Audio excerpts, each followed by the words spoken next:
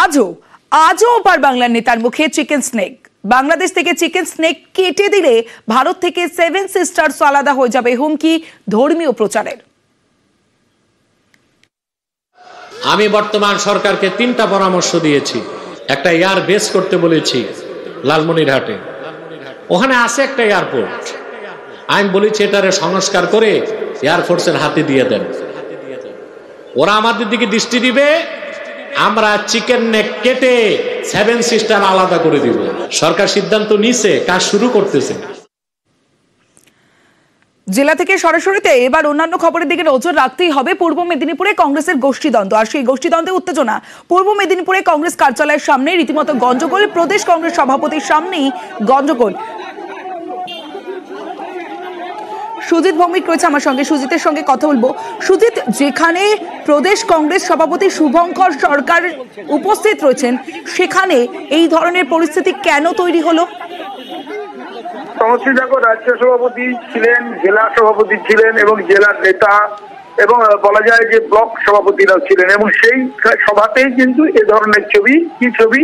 যে ছবিতে দেখা যাচ্ছে একে অপরের বিরুদ্ধে একেবারে কাদা ছুটাছুটি করতে ব্যস্ত পূর্ব মেদিনীপুরের বলা যায় কংগ্রেস নেতারা। তারা কিন্তু সভা চলাকালীন একেবারে সামনে, যেখানে শুভঙ্কর সরকার রাজ্য সভাপতি নতুন হয়েছেন, সেই তমলুকে জেলার কংগ্রেস কার্যালয়ের সামনেই দলীয় কর্মসূচি চলাকালীন এভাবেই নিজেদের মধ্যে বাক বিতণ্ডা বচসায় জড়িয়ে পড়েন। রীতিমতো উত্তপ্ত পরিবেশ, অশান্তি, এবং সবটা মোকাবিলা করার জন্য নিজে স্টেজ থেকে নেমে এসে শুভঙ্কর সরকার সবাইকে থামানোর চেষ্টা করছিলেন।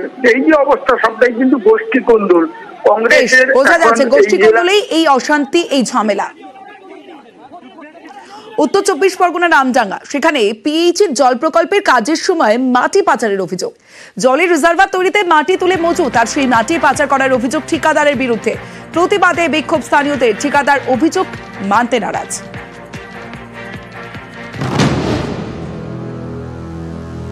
পিএইচির জলের রিজার্ভার তৈরির সময় মাটি চুরি, শুধু চুরি নয়, সেই মাটি পাচার করে দেওয়ারও অভিযোগ।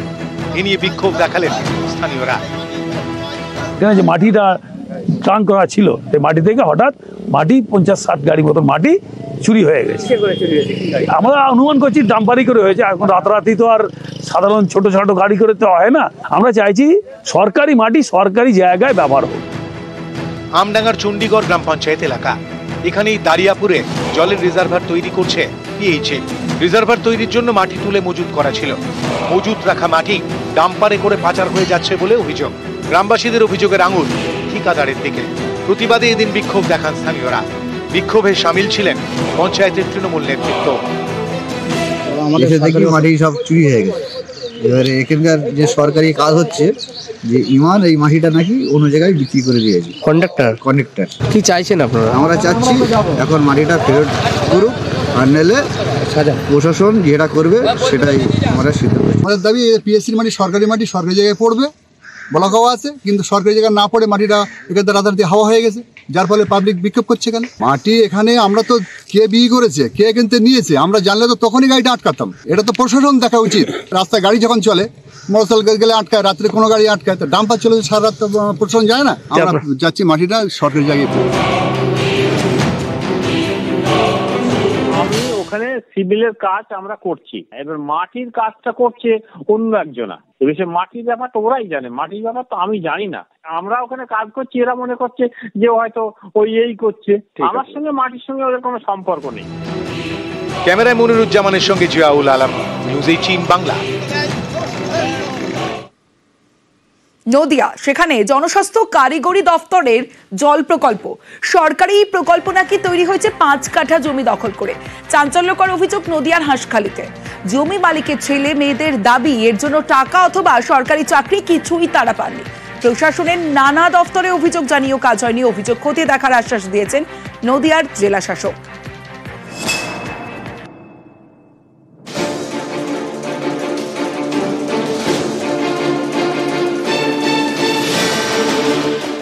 5 কাঠা জমিতে জল প্রকল্প তৈরি হয়েছে রিজার্ভার, এসবই নাকি তৈরি হয়েছে নিয়ম না মেনে, জমি দখল করে। চাঞ্চল্যকর অভিযোগ নদিয়ার হাঁসখালিতে। অভিযোগের আঙুল জনস্বাস্থ্য কারিগরি দপ্তরের দিকে। নদিয়ার হাঁসখালি ব্লকের দক্ষিণ পাড়া 1 নম্বর পঞ্চায়েত। এক সময়ে এখানে থাকতেন সুচিত্রা বিশ্বাস। বছর 10 আগে মারা যান। তার নামে রয়েছে জমি, সরকারি খাতায় তার উল্লেখও রয়েছে।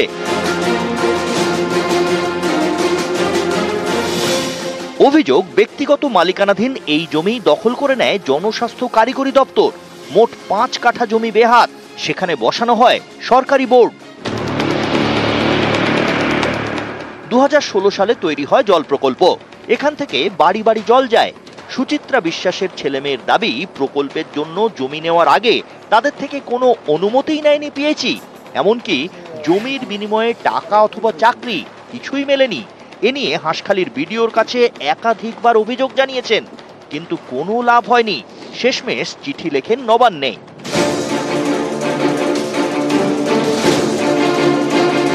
জমির মালিকের পরিবারের দাবি, পিএইচই হয় সরকারি চাকরি দিক, না হলে জমি ফেরত দিক। মার 5 কাঠা জমি আছে, মানে বাবার সূত্রে জমি পেয়েছে, তা 5 কাঠা সম্পত্তি পাবো, কিন্তু আমাদের জোরপূর্বক পিএসসি কোম্পানি আমাদেরকে না জানি না অনুমতি না নিয়ে ওখানে জলের ব্যবস্থা, জল তুলছে। কিন্তু আমরা চাইছি কাজ দেওয়া হোক, না জমি ফেরত দেওয়া হোক। আমাদের কাছে একটা অভিযোগপত্র আমরা পেয়েছি, আমরা পিএইচির সঙ্গে কথা বলেছি। যদি ঘটনা সত্যতা হয় নিশ্চয়ই আমরা বিষয়টা দেখব। জমি যদি গভর্নমেন্ট নেয় তার মূল্য সে পাবে, না হয় তার বাড়ির একজন কাজ পাবে। যদি এর অন্যতা হয়ে যায় নিশ্চয়ই আমরা তদন্ত করে বিষয়টা দেখব এবং যেটা ব্যবস্থা নেওয়ার আমরা নেব। আমরা কমপ্লেন্টটা আমরা এনকোয়ারি করে তদন্ত করে আমরা অ্যাকশন নেব যদি কিছু থাকে। নদিয়া থেকে সমীর রুদ্র, নিউজ 18 বাংলা।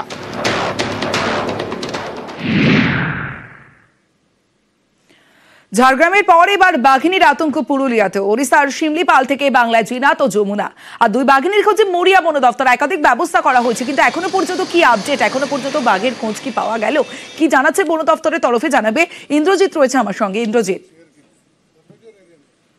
দেখো তো অবশ্যই একেবারে রাইকা জঙ্গলে বানোয়ানের এই বাঘের লাস্ট ট্র্যাক করে পাওয়া গেছে রেডিও কলারের মাধ্যমে, কিন্তু বন দপ্তর কি হিমশিম খেতে হচ্ছে এই বাঘিনীকে একেবারে বাগে আনতে। তার কারণ বন দপ্তর ইতিমধ্যেই ছাগল, শুকর টোপে দিয়েছে, খাঁচা রেখেছে, ঘুম পাড়ানি গুলির ব্যবস্থা করে রেখেছে। ফলে সব রকম ব্যবস্থা রেখেছে বন দপ্তরের। 15টি টিম রয়েছে যারা বিভিন্নভাবে বাঘের নজরদারি চালাচ্ছে। তবে সব থেকে বড় বিষয় হচ্ছে যে সামনে 2টো গ্রাম রয়েছে রাইকা জঙ্গলের কাছে, কেসরা ও শিরিগাড়ু বলে 2টি গ্রাম রয়েছে। বন দপ্তরের বিশেষ নজর রয়েছে যাতে গ্রামে কোনোভাবেই না চলে আসে, এবং সাধারণ মানুষ যারা যারা রয়েছে বাঘ দেখার জন্য তারা যাতে কোনোভাবে ওই এলাকায় না যায় সেই বিষয়গুলি নজর রাখছে। তবে এই লাস্ট খবর পাওয়া আমরা যেটা জানতে পেরেছি যে এখনো বাঘের সেভাবে খোঁজ পাওয়া যায় না, সম্ভব হয়নি এখনো পর্যন্ত। বেশ, জঙ্গলের মধ্যে ও ঠিকই আছে, সুস্থভাবেই আছে। জনসাধারণের প্যানিক হওয়ার কোনো কারণ নেই। বাঘিনী ওরও যাতে কোনো অসুবিধা না হয়, সাধারণ মানুষেরও যাতে কোনো অসুবিধা না হয়, আমরা সব রকমভাবে চেষ্টা চালাচ্ছি। গুজব রটাবেন না, আমাদের একটু সহায়তা করুন, আমাদের একটু কাজ করতে দিন। আমরা যাতে ওকে সুস্থভাবে আবার ওর জায়গায় ফিরিয়ে দিতে পারি তার জন্য আপ্রাণ চেষ্টা করছি। পুরুলিয়ায় তল্লাশি চলছে, আর অন্যদিকে বেলপাহাড়ি, শীতের বেলপাহাড়িতে জোড়া বাঘিনীর ভয়। পর্যটনের মরশুম, এই সময় প্রচুর পর্যটক বেড়াতে যান বেলপাহাড়িতে, আর সেখানেই বাঘ আতঙ্ক। নিরাপত্তায় এলাকায় সিআরপিএফ। রাজু রয়েছে আমার সঙ্গে। রাজু, আমাকে আরো বিস্তারিত জানাবে, আপডেট জানাবে। রাজু, দেখো এই মুহূর্তে যেটা কাকড়াঝোড় বা বেলপাহাড়ির যে সীমান্তবর্তী এলাকা রয়েছে সেখানে যেমন সিআরপিএফ টহলদারি রয়েছে, মানুষকে যেমন সচেতন করা হচ্ছে, ঠিক তেমনই আবার বিভিন্ন জায়গায় পুলিশ মোতায়েন রয়েছে, পুলিশের ব্যারিকেড রয়েছে, সেই জায়গা থেকে বনকর্মীও মোতায়েন রয়েছে, যাতে এই যে মহিষঝর্ণা বা যে মহিষঝর্ণা যে পাহাড়টি রয়েছে সেই পাহাড়ের সীমানার সেপারেই একদম যেটা পুরুলিয়া বর্ডার, সেই পুরুলিয়া বর্ডারেই বাঘের দেখা লোকেশন মিলেছে, যেটা বন দপ্তর জানাচ্ছে। সেক্ষেত্রে এখনো পর্যন্ত বাঘকে দেখা যায়নি। সেই জায়গা থেকে বন দপ্তর সমস্ত রকমের প্রক্রিয়া এবং সমস্ত রকমের ব্যবস্থাপনা নিয়েছে, মানুষ যাতে জঙ্গলে না যায় বা জঙ্গলের এলাকায় মানুষের আনাগোনা যাতে বন্ধ করা যায় তার জন্য সমস্ত ব্যবস্থা নেওয়া হয়েছে। বেশ রাজু। আমরা কলকাতায় আগে শুনেছিলাম আগে একটা বাঘ এসেছিল, আবার এই কলকাতায় কালকে আসার পর সকালে আমাদের যেমন গেস্ট হাউসের মালিক বললেন যে জঙ্গলের দিকে যাবেন না, বাঘ এর একটা আতঙ্ক রয়েছে। তো ফ্যামিলি নিয়ে বেরিয়েছি জঙ্গল উপভোগ করার জন্য, কিন্তু গাড়ি থেকে আর নামতে পারিনি বাঘের আতঙ্কে, কিছুটা হতাশ হলাম।